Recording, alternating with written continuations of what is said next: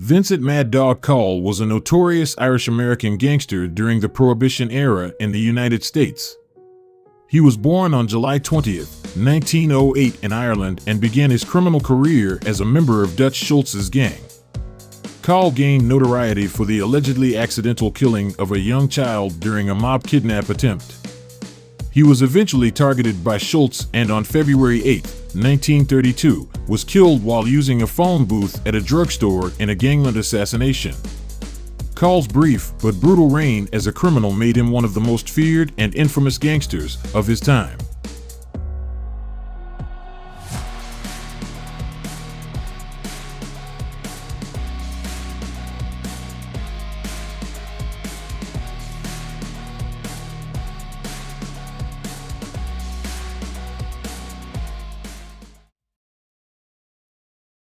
Coll was born on July 20, 1908 in Gweedore, an Irish-speaking district in County Donegal in Ulster, Ireland's northernmost province.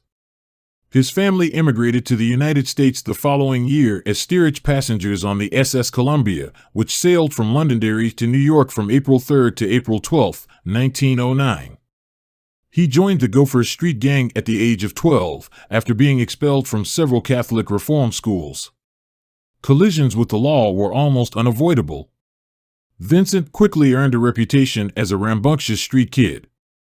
He was arrested for carrying a gun at the age of 16, and by the age of 23, he had been arrested a dozen times. In the late 1920s, he began working as an armed guard for Dutch Schultz's mob's illegal beer delivery trucks.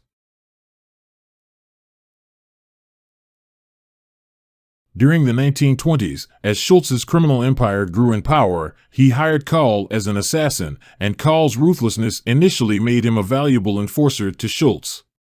Coll was charged with the murders of Anthony Borello, the owner of a speakeasy, and Mary Smith, a dance hall hostess, when he was 19 years old. Coll is accused of killing Borello because he refused to sell Schultz's bootleg alcohol. The charges were eventually dropped, and many believe it was due to Schultz's influence. Schultz, on the other hand, was not pleased with Coll's actions. Coll robbed a Bronx dairy of $17,000 in 1929 without the permission of Schultz. To gain access to the cashier's room, he and his gang pretended to be armed guards. Schultz confronted Coll about the robbery later, but instead of apologizing, Coll demanded to be an equal partner, which Schultz declined. Coll had formed his own gang by January 1930 and was engaged in a shooting war with Schultz. Peter Coll, Vincent's older brother, was one of the first victims, shot dead while driving down a Harlem street on May 30, 1931. Coll then went into a grief and vengeance rage. He gunned down 4 of Schultz's men over the next 3 weeks. In total, around 20 men were killed in the bloodbath. The exact figure is difficult to determine because New York was also in the grip of the vicious Castellammarese War at the time. It was chaos on the streets of Manhattan, and cops frequently had difficulty determining which corpses belonged to which war. Coll and his gang broke into a garage owned by Schultz on June 2 and destroyed 120 vending machines and 10 trucks. Coll kidnapped rival gangsters and held them for ransom to fund his new gang. He was well aware that the victims would not report the kidnappings to police, and that they would struggle to explain to the Bureau of Internal Revenue why the ransom money had not been reported as income. One of Coll's most well-known victims was gambler George Big Frenchy DeMange, a close associate of Hell's Kitchen Irish mob boss Oni Madden. After receiving a ransom payment, he released DeMange 18 hours later.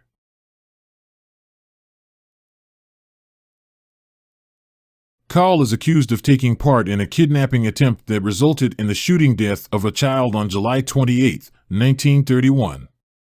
Coll's target was bootlegger Joseph Rayo, a Schultz underling who was relaxing in front of a social club.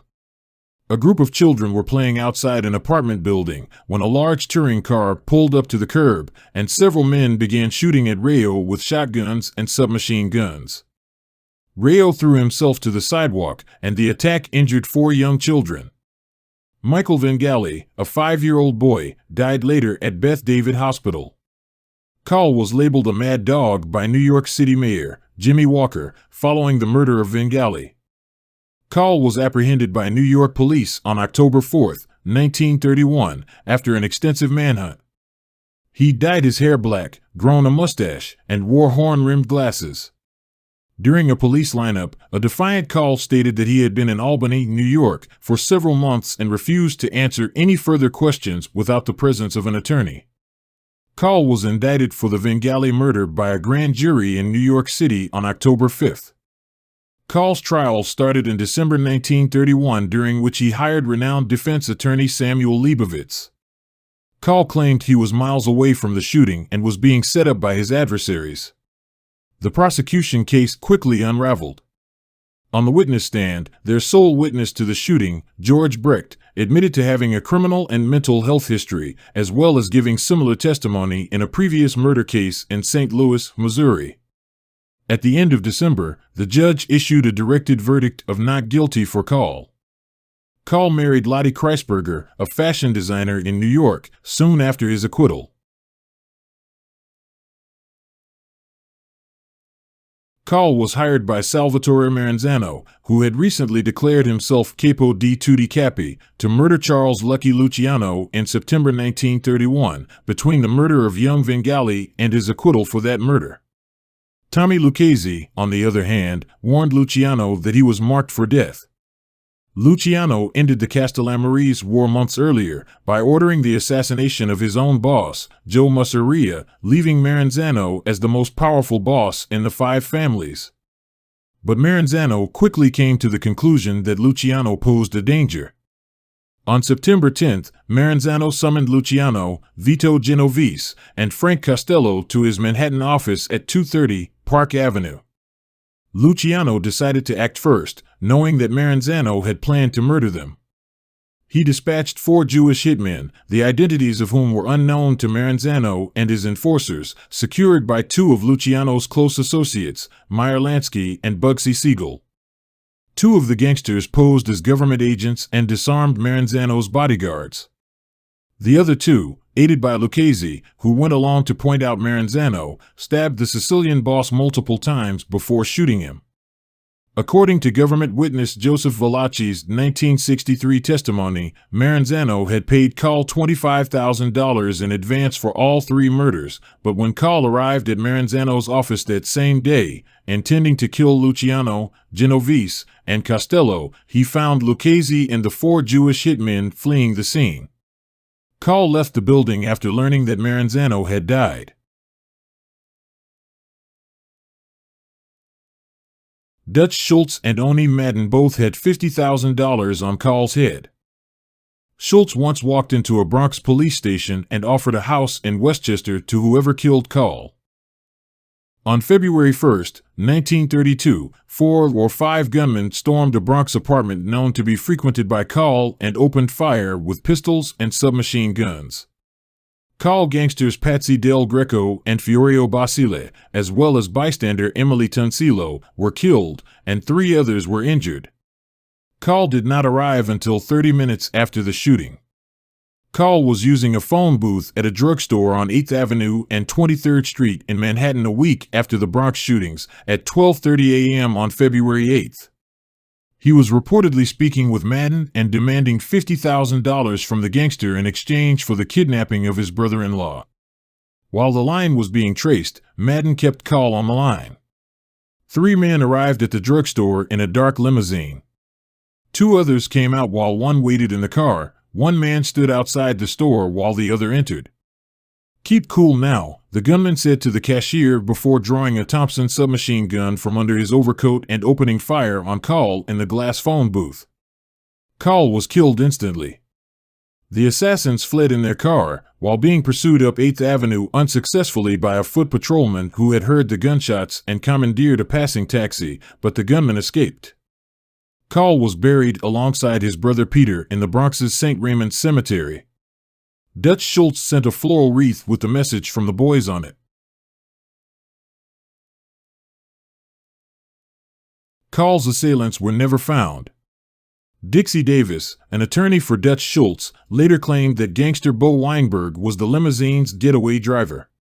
One of Coll's own men, Edward Popke aka Fats McCarthy, was also a suspect. The submachine gun that killed Coll was discovered a year later in the possession of Tough Tommy Prothero, a Hell's Kitchen gunman who used it in a 1933 saloon killing. Prothero and his girlfriend Elizabeth Connors were shot and killed by unknown triggermen in Queens on May 16, 1935. Dutch Schultz operated his rackets for only a few years longer and was assassinated on October 23, 1935, at the Palace Chop House in Newark, New Jersey. He was allegedly assassinated on the orders of Luciano and the New National Crime Syndicate.